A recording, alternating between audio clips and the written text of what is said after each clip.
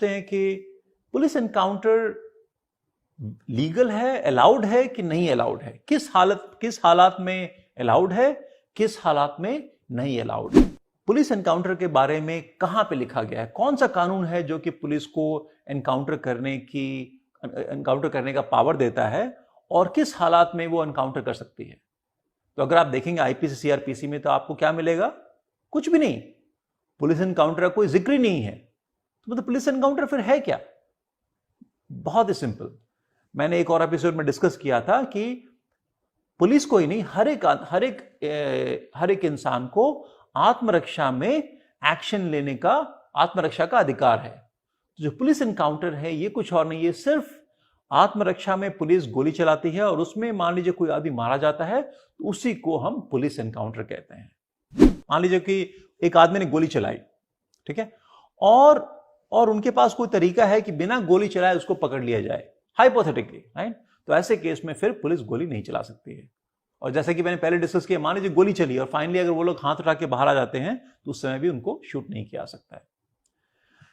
तो अगला सवाल यह है कि अगर पुलिस को अधिकार है एनकाउंटर करने का, अगर उनकी जीवन को खतरा हो, तो फिर इतनी कंट्रोवर्सी क्यों होती है? उसकी वजह यह है कि पुलिस में जनता का, लोगों का विश्वास, भारत में खासकर पुलिस में जनता का विश्वास कम है। और आप देखें तो कई सिचुएशंस ऐसे भी हुए हैं जहां पे कि एनकाउंटर्स फेक रहे हैं। कुछ केसेस में पुलिस कर्मी कन्विक्ट भी हुए हैं, जेल भी गए हैं। कई इंसिडेंट्स हुए हैं इंडिया में कई जगहों पे।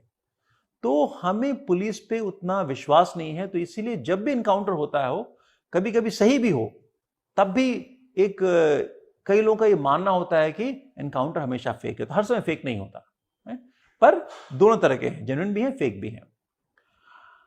तो अगला सवाल यह है कि पुलिस एनकाउंटर जो करती है वो कैसे करती है, उसकी प्लानिंग क्या होती है, किस तरह के एनकाउंटर होते हैं। तो मैं आपको एक ब्रॉड आइडिया देता हूं। तो कुछ एनकाउंटर जो हैं वो प्लान्ड होते हैं। तो मान लीजिए कि जैसे कि एग्जांपल मैंने दिया पहले कि एक घर है जहां पे कि मान लीजिए 2-4 गैंगस्टर छुपे हुए हैं और पुलिस को पता है कि ये आर्म्ड है, उनके पास बंदूकें हैं और अगर उनको अरेस्ट करने गए तो वहां से गोली चलेगी। तो ये एक प्लान्ड एनकाउंटर है। जब प्लान्ड एनकाउंटर होता है तो इसमें पुलिस प्रिपेयर होके जाती है और उनके पास sufficient ammunition, body protector shield, ये सब होना चाहिए है? और उस केस में अगर प्लान एनकाउंटर हो तो नॉर्मली पुलिस कैजुअलिटी नॉर्मली नहीं होती है, बट इसकी कोई गारंटी नहीं है। जैसा कि आपको पता है बाटला हाउस एनकाउंटर हुआ था, उसमें दिल्ली पुलिस के इंस्पेक्टर मोहन चंद शर्मा वो मारे गए थे, राइट। वो पता था, वो एक तरह से आइडिया, इंटेलिजेंस थी कि वहां पे टेररिस्ट हैं, पर उसमें फिर भी जितना ही प्लान कर लिया जाए खतरा रहता ही है, राइट।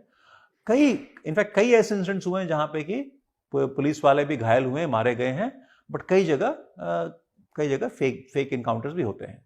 पर ये हर एनकाउंटर जो फेक है, ये जो मानना है लोगों का, वो सही नहीं है। एक और एग्जांपल लेते हैं। मान लीजिए लोखंडवाला में 1991 में एक शूट आउट हुआ था, 4 घंटे गोली चली थी वहां पे, और उसके ऊपर एक फिल्म भी बनी है इसी नाम से, शूट आउट एट लोखंडवाला। तो उसमें काफी कंट्रोवर्सी हुई थी, तो लोगों ने बोला कि फेक है, कुछ लोगों ने बोला जेन्युइन है।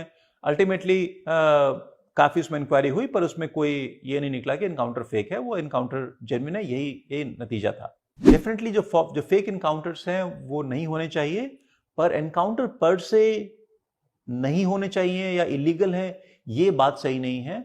और ये कानून ने ये पुलिस को ये सिर्फ हक नहीं, एक रिस्पॉन्सिबिलिटी दी है कि वो क्राइम को रोकने के लिए नेसेसरी एक्शन लें, पर ये एक्शन नियम के और कानून के हिसाब से होना चाहिए।